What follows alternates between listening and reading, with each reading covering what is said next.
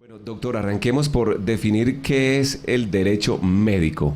Bueno, el derecho médico es una rama que está teniendo mucho ímpetu y mucho auge en la parte del derecho, y esa es en esta parte del derecho que tiene que ver en cómo las leyes se van ajustando a un sistema de salud, o sea, su aplicabilidad. Existen muchas normas, muchas partes en cuanto a estatutos, en cuanto a legislación, y esa legislación tiene que tener una aplicación en un sistema de salud. Mirar cómo se comportan todos los actores de este sistema, eso es parte de lo que integra y de lo que analiza el derecho médico. Para tenerlo de pronto claro, cuando uno pide una cita, por X o Y motivo uno no puede asistir a esa cita. A uno lo multan. ¿Esas multas son legales cuando uno no puede asistir a una cita? Esas multas son completamente ilegales. Ninguna institución, ni pública ni privada, de acuerdo a la ley 1438 del 2011, puede cobrar multas, ¿sí? O sea, que si dicen la Supersalud y las entidades, o sea, se recomienda que usted pidió una cita y no pudo asistir, pues que pues avise para poder brindarle ese espacio a otra persona que lo necesite, o sea, avisar con antelación, pero es completamente ilegal el cobrar multas por no haber asistido a una cita. O sea, eso no es legal. No es legal. No deberían cobrarlo. ¿Ese dinero qué pasa con ese dinero entonces?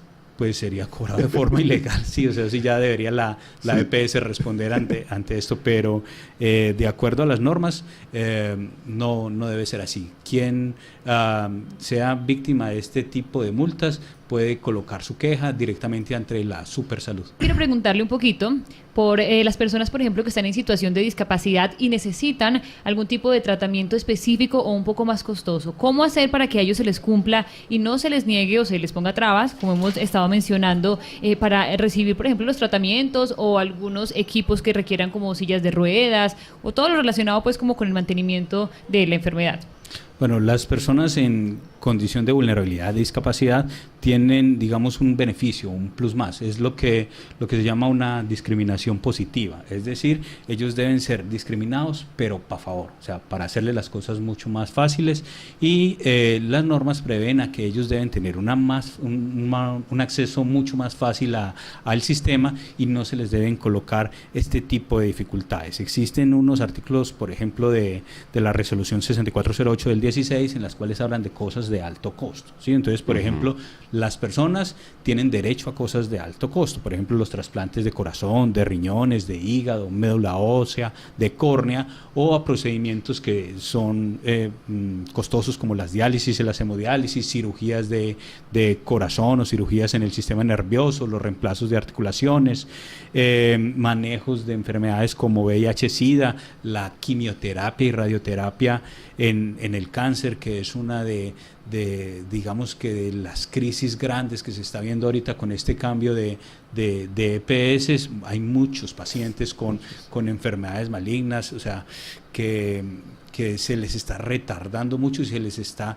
colocando en riesgo, casi que eso sería como una tentativa de homicidio, porque el hecho de que usted ni le estén haciendo el diagnóstico, que le estén colocando trabas para poderle hacer sus estudios, que finalmente cuando lleguen pues ya no haya nada que hacer, sí, ya es tarde. O sea, se le está haciendo perder a la gente la oportunidad de recibir un tratamiento adecuado y digno. Eso no debería ser así porque está contemplado en la norma, que esas cosas de alto costo se deben brindar, ¿sí? Igual que las unidades de cuidado intensivo o cirugías, por ejemplo, asociadas a malformaciones congénitas. Quiero preguntarle por el tema de las licencias y las incapacidades. Yo creo que eso todavía nos genera mucha confusión. Finalmente, ¿qué días nos pagan? ¿A qué días tenemos derechos, digamos, a tener una licencia o incapacidad? Bueno, las licencias pues tienen diferentes formas, o sea, hay unas que son por accidentes laborales. Ustedes están trabajando acá y este es su horario laboral y se caen y tienen una fractura estando dentro de su jornada laboral. Eso es un tipo de incapacidad. Ese vendría siendo la incapacidad laboral. Doctor, qué pena que lo interrumpa y antes de que se me olvide, porque a mí me genera duda, es por ejemplo, cuando uno va para el trabajo, si hay un accidente, cuando uno se está desplazando hacia el trabajo, ¿ese no cuenta como un accidente laboral? No, mientras está en el desplazamiento, no. No entra. Pero bueno, doctor, hablando de ese tema de las licencias. Un punto, a no ser de que usted se esté desplazando en un tipo de transporte proporcionado por la institución. Por ejemplo, estas empresas que tienen unos buses para ir recogiendo a sus empleados. Sí, porque ahí ya entraría como, ese sí empieza a ser como parte de la empresa. Bueno, perfecto. En las licencias, cuando Daniela nos hablaba acerca de las licencias y las incapacidades, bueno, ahí entra las licencias por maternidad, ¿cierto? El derecho que tiene el hombre también a este tipo de licencias y también no sé si creo que leí bien o mal, pero había una remuneración económica algunas veces cuando se daban estas licencias. Sí, la licencia de paternidad está establecida hasta 8 días. La de maternidad, pues esa también tiene sus partes normativas en cuanto al tiempo que ha cotizado y de acuerdo también al tipo de seguridad, si es subsidiado o si es del régimen contributivo. Entonces eso varía. También hay otros tipos de incapacidad, por ejemplo, la mujer que estaba en embarazo y desafortunadamente pierde a su hijo, si lo pierde y el bebé no nació vivo, también tienen un tipo de incapacidad que es de 2 a 4 semanas. Si el bebé nace pero fallece, así sea a los minutos, ya es una incapacidad más o menos de unas 18 semanas de acuerdo a la norma. Doctor, cuando uno va a una cirugía lo ponen a firmar unos documentos, uno realmente a veces ni sabe qué está firmando. ¿Qué es lo que se firma cuando se va a hacer una cirugía? Bueno, en la cirugía hay un documento muy importante que llama el consentimiento informado. El consentimiento informado, más que un papel, es un acuerdo de voluntades. Es donde yo como médico, como cirujano, le estoy explicando a usted como paciente, vea, Lisandro, yo le voy a hacer a usted esta cirugía y esta cirugía consiste en esto y en esto, en esto. Lo más frecuente que puede pasar en esta cirugía es esto. ¿Qué puede pasar muy raro? Esto, ¿sí? Usted entiende qué es lo que le vamos a hacer, está de acuerdo, usted desea que hagamos esta cirugía, sí o no. O sea, pues yo no puedo pasar sobre los derechos de una persona, de la voluntad. Entonces la persona dirá, acepto, dirá, no doctor, yo no acepto esa cirugía, ¿sí?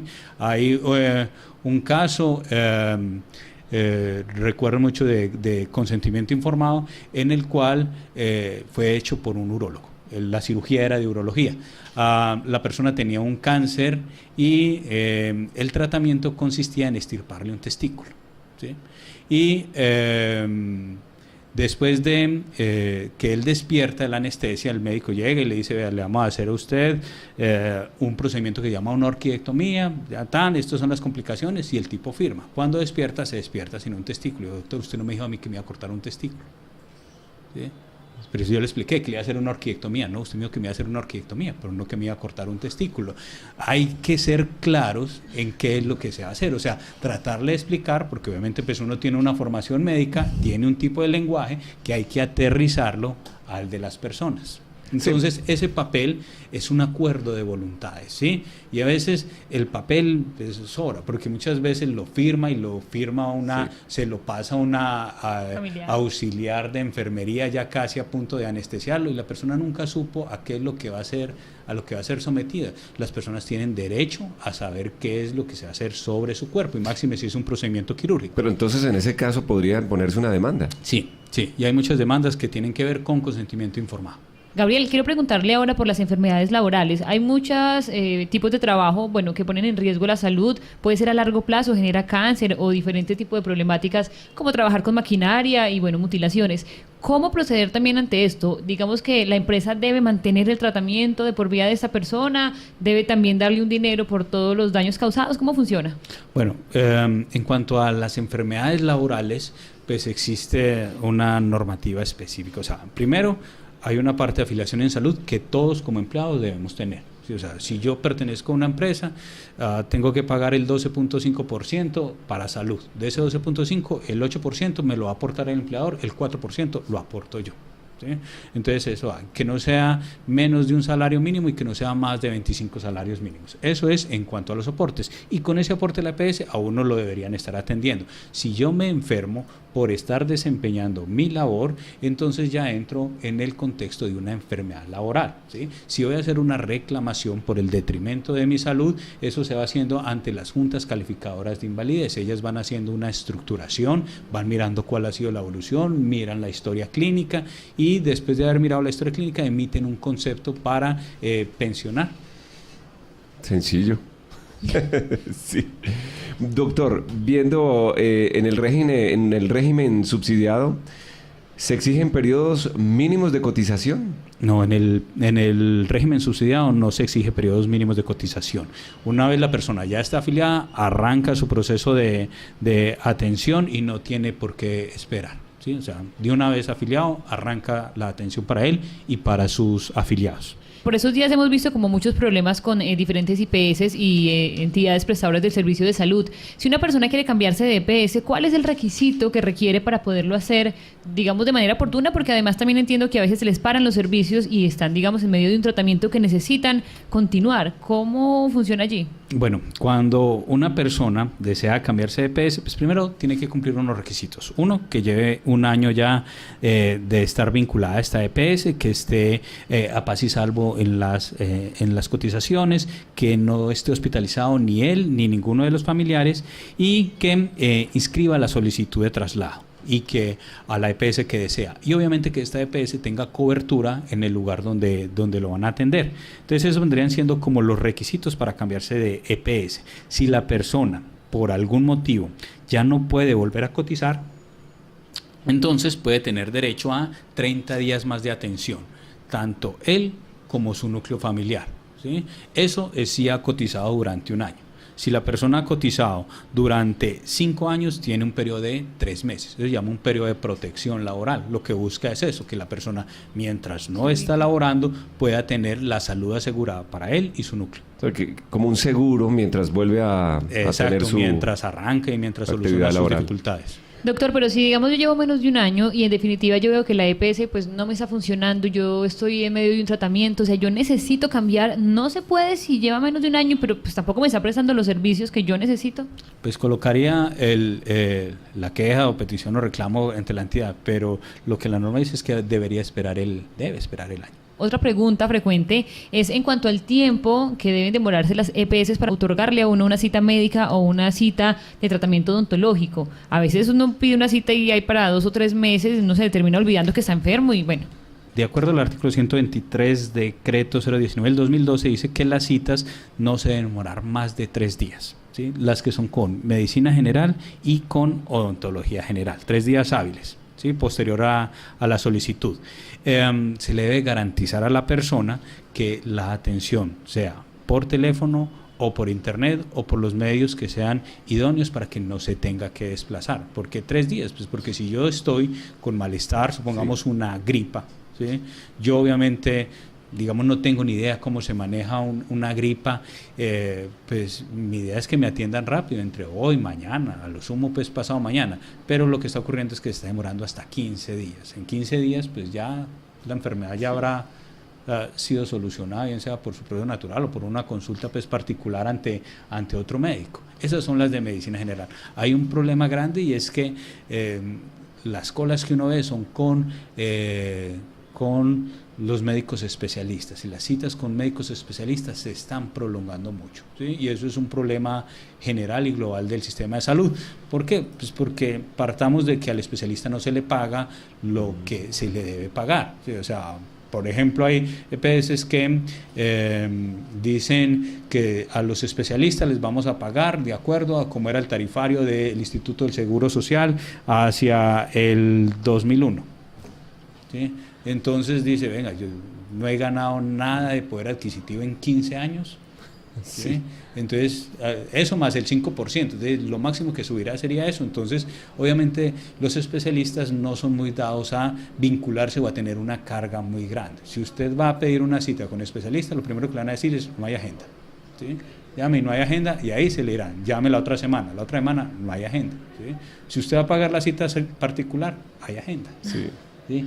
Hay agenda, ¿sí? Entonces hay agenda y se la abren, ¿sí? Paga sus 100, 150, 130, lo que valga la cita, y le abrirán agenda. O sea, el problema no es tanto de tiempo, ¿sí?